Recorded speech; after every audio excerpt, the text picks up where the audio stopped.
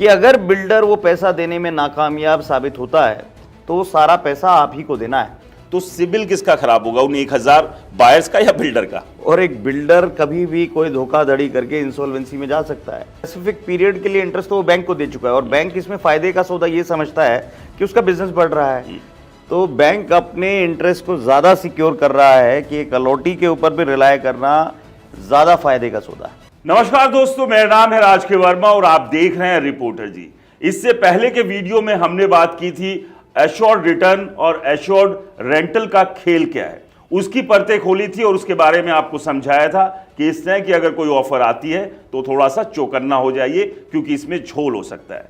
आज इस वीडियो में हम बात करेंगे नो ईएमआई टिल पोजीशन का आखिरकार खेल क्या है और इस खेल के पीछे क्या कोई किसी के घोटाले की नीयत है, कोई फ्रॉड आपके साथ हो सकता है, इसकी एथिकल वैल्यू क्या है, ये सब आज इस वीडियो में आपको बताएंगे क्योंकि आपकी कमाई का एक एक पैसा आपके लिए बेहद इंपॉर्टेंट है। तो इसलिए उसे किसी भी बिल्डर प्रोजेक्ट में खास तौर से इस तरह की स्कीम के चक्कर में आकर इन्वेस्ट करने से पहले 4 बार सोचिए जरूर। चलिए, हमारे साथ हैं हमारे RERA expert advocate Jagdeep Shoran ji. Jagdeep ji, आपका बहुत बहुत स्वागत है। लगातार हम कोशिश कर रहे हैं कि रियल एस्टेट सेक्टर में जो लोग इन्वेस्ट करने जा रहे हैं या अपने लिए घर खरीदने जा रहे हैं, दुकान खरीदने जा रहे हैं, उनको जागरूक करें।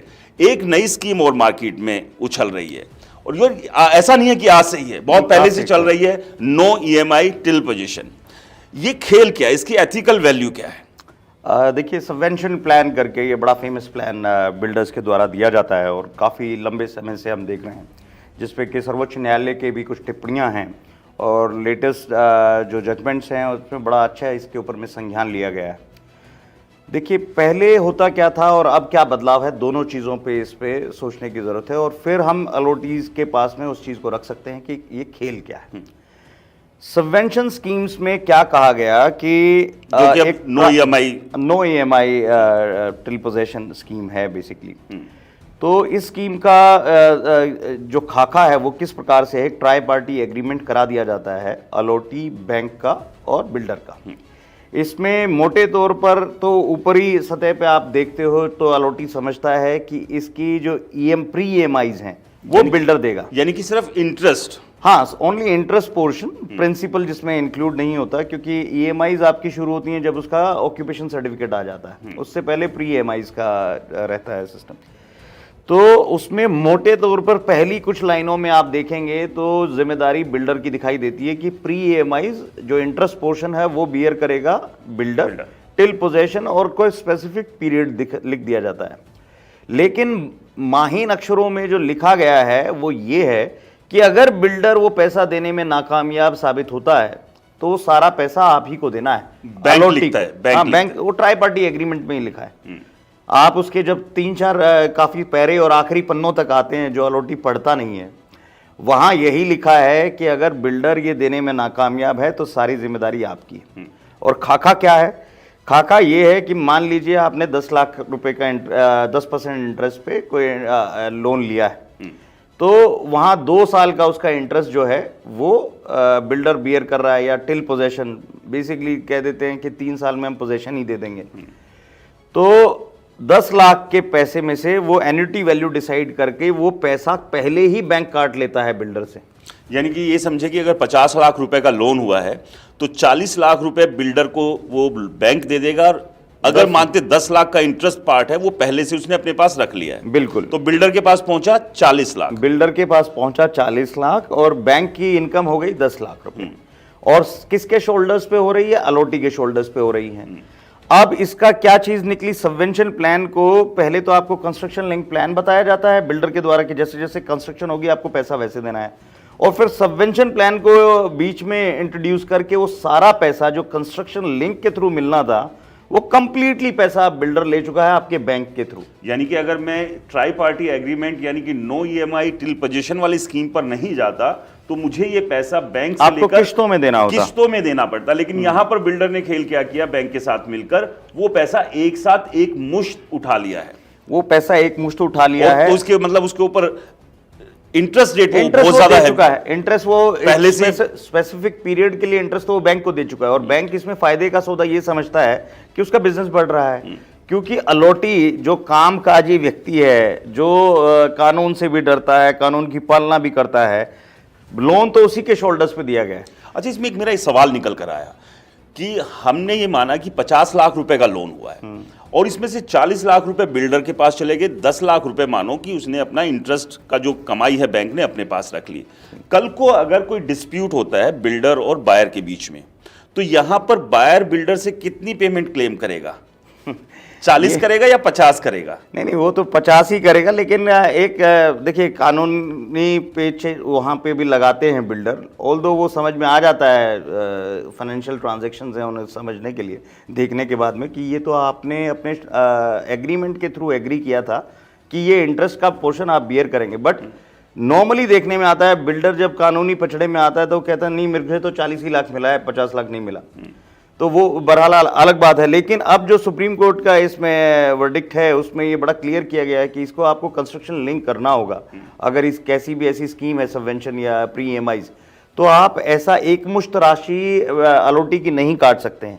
आपको उस जो कंस्ट्रक्शन लिंक प्लान ऑप्ट किया गया है उसी के हिसाब से सबवेंशन प्लान को ट्यून अप करना पड़ेगा। अब उसको समझते हैं कि कैसे, मान लीजिए कि आपको बुकिंग पे 20 लाख रुपया देना था, तो आप वो सबवेंशन ट्राई पार्टी एग्रीमेंट है, अब उसके तहत आप 20 लाख की इनवॉइस जनरेट करें जो पीरियड पे आती है, फिर जैसे ही कंस्ट्रक्शन होगा तो अगली इनवॉइस जनरेट करेगा बिल्डर और बैंक उसी हिसाब से पैसे रिलीज करेगा, ना कि एक मुश्त। अच्छा, इसमें एक और झोल जो मुझे नजर आ रहा है कि अगर मैं कंस्ट्रक्शन लिंक प्लान के थ्रू चलता हूं, आप इसको थोड़ा सा ऐसे हम अपने व्यूअर को समझाने की कोशिश करते हैं कि किसी बिल्डर ने एक प्रोजेक्ट को लॉन्च किया और उसमें 1000 फ्लैट है और यहाँ 1000 फ्लैट ओनर्स को यानी कि बायर्स को बिल्डर ऑफर कर रहा है नो EMI टिल पोजीशन।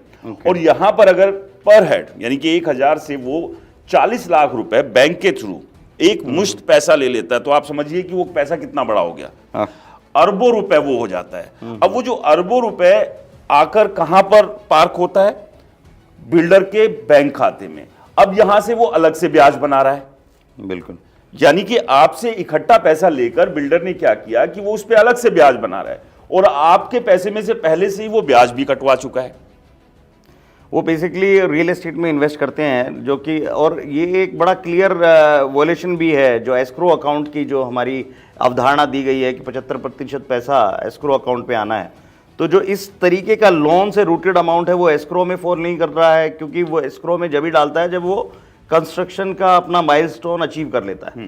तो वहां पे भी एक बहुत बड़ा एक मैनिपुलेशन क्रिएट करता है बिल्डर। अच्छा, यहाँ एक और सवाल है कि जो 1000 लोगों से ये पैसा लिया गया, मतलब बैंक के through tri party agreement no EMI till possession की स्कीम में, अगर कल को बिल्डर समय पर EMI नहीं दे रहा है यानी कि प्री EMI नहीं दे रहा है, तो सिबिल किसका खराब होगा? उन 1000 बायर्स का या बिल्डर का? नहीं, वो 1000 बायर्स का, लेकिन आप देखिए ना वो इम्पैक्ट जब आ रहा है जब वो 1-2 साल का पीरियड अगर ट्राई पार्टी में बोला गया है तो 2 साल का तो बैंक ने पहले ही एडवांस ले लिया। अब अगर डिले होता है प्रोजेक्ट तो ये 100% केसेस में हमें देखने को मिलता है कि बिल्डर उस रिस्पॉन्सिबिलिटी को लेना ही नहीं चाहता है। वो कहता है ट्राई पार्टी एग्रीमेंट की म्याद खत्म हो चुकी है, सिर्फ 2 साल तक के लिए था, अब जो भी EMI या प्री EMI आ रही है इसको आप बियर करिए। और यही लड़ाई अमूमन देखने को मिलती है। अलोटी पहले तो लुभावने वादों में फंस जाता है और उसके बाद में जब पछतावा होता है तो वो सबके सामने है ही, वो तो बड़ा ही धरातल पे हैं ये चीज़ें। यहाँ एक थोड़ा सा और समझना चाहेंगे ताकि हमारे व्यूअर्स को और क्लैरिटी यहाँ पर आए। आमतौर पर कोई इंडिविजुअल मुझे अपने लिए घर लेने जाना है तो मेरे पर जो रेट ऑफ इंटरेस्ट होगा 8.4% या जो भी अलग अलग वेरी करता है, यानी कि वो कम है। लेकिन अगर एक बिल्डर अपने प्रोजेक्ट के लिए लोन लेने जाता है किसी बैंक से तो वहां पर उसको हायर साइड पर जाकर रेट ऑफ इंटरेस्ट देना पड़ता है। तो आखिरकार जब बैंक को पता है कि वो ऐसे ट्राई पार्टी एग्रीमेंट करके मेंशन स्कीम के थ्रू ना देकर डायरेक्ट अगर बिल्डर को देता है तो वहां उसको रेट ऑफ इंटरेस्ट ज़्यादा मिलेगा, तो वो बैंक अपना नुकसान क्यों कर रहा है यहाँ पर कि बायर्स के थ्रू जो है वो इस पैसे को रूट कर रहा है जहाँ की उसे कम रेट ऑफ इंटरेस्ट मिलेगा? देखिए, बायर्स के थ्रू जब करते हैं तो उसका जो रिस्क फैक्टर है उसी पैसे पे बैंक का रिस्क फैक्टर डिवाइड हो गया और उसका रिस्क फैक्टर बहुत ही मिनिमाइज हो गया। जब आम इंसान, एक नौकरी पेशे वाला इंसान होम लोन लेता है तो वो उसकी इंसॉल्वेंट होने की जो टेंडेंसी है वो कम है और एक बिल्डर कभी भी कोई धोखाधड़ी करके इंसॉल्वेंसी में जा सकता है। तो बैंक अपने इंटरेस्ट को ज़्यादा सिक्योर कर रहा है कि एक अलॉटी के ऊपर भी रिलाय करना ज़्यादा फायदे का सौदा है। तो यहां पर सबसे ज्यादा सिक्योर कौन हुआ, बैंक, बिल्डर या बायर? सिर्फ बैंक का खेल है, सारे खेल में जो राजा है वो सिर्फ बैंक है। और उस दूसरा फायदा कोई उठा रहा है तो वो बिल्डर है। और रह गई बात बायर की, यानी कि आपकी और हमारी, तो कुल मिला के भाई साहब हम लोग किसी स्कीम के चक्कर में बस उलझ रहे हैं। ऐसा कुछ नहीं है कि बहुत ज्यादा कुछ हमारे हाथ में आ रहा है, क्योंकि पैसा ये आपका अपना है और आपसे बिल्डर बैंक के थ्रू इसे कम रेट ऑफ इंटरेस्ट पे ले लेता है। अगर वो ब्याज उसको अपने से चुकाना भी पड़ रहा है तो आप समझिए, अगर वो खुद लोन लेने जाता, अगर वहां पर उसको 15% का रेट ऑफ इंटरेस्ट देना होता और यहां पर मान लीजिए कि 10% देना है तो 5% वो बचा लिया। खैर, इसमें बुरी बात नहीं है, लेकिन सबसे बड़ी बात यह है कि आपको मिल क्या रहा है, क्या सही में आपका पैसा सिक्योर है? क्योंकि यहां बिल्डर एक मुश्त पैसा उठा रहा है और कल को इंसॉल्वेंसी में चला जाता है या कोई ऐसा मसला फंस जाता है कि प्रोजेक्ट पूरा नहीं हो रहा है तो आप तो पूरे के पूरे फंस गए। लेकिन अगर यहां पर आपका ये कंस्ट्रक्शन लिंक प्लान होता और समझिए कि यहां पर बिल्डर ने जो 3 महीने की मियाद मांगी थी उस तक नहीं पूरा किया, तब तक आपका पैसा पूरा नहीं गया बिल्डर के पास, अभी भी आपका काफी पैसा बचा हुआ है जो कि आपको पोजीशन तक देना था। तो ऐसे में कुछ पैसा तो आपका बच जाता अगर बिल्डर प्रोजेक्ट बनाने से आनाकानी करता या फिर इंसॉल्वेंसी में जाता या कुछ और घटना होती। तो ऐसे में इस तरह के मसलों से बचिए। जो कुछ नियम तय किए गए हैं उन नियमों के हिसाब से ही अपने पैसे को, यानी कि अपनी मेहनत की कमाई को इन्वेस्ट कीजिए, क्योंकि ऑफर के पीछे फ्रॉड भी हो सकता है। फिलहाल के इस वीडियो में इतना ही। लगातार हम रियल एस्टेट सेक्टर से जुड़ी हुई खबरें और रियल एस्टेट सेक्टर में किस तरह के पेच हैं वो सारी जानकारियां लेकर आपके लिए आ रहे हैं। तो इसलिए आपसे रिक्वेस्ट है कि चैनल को जरूर सब्सक्राइब करें और आपका कोई भी सुझाव है, कोई भी आपकी समस्या है या आपको लगता है कि आपके साथ किसी बिल्डर ने कोई फ्रॉड किया है तो आप अपनी पूरी कहानी हमें बता सकते हैं नीचे दी गई मेल आईडी पर, और उस पर भी हम जरूर खबर करेंगे और कोशिश करेंगे कि आपको न्याय मिले। फिलहाल के लिए नमस्कार।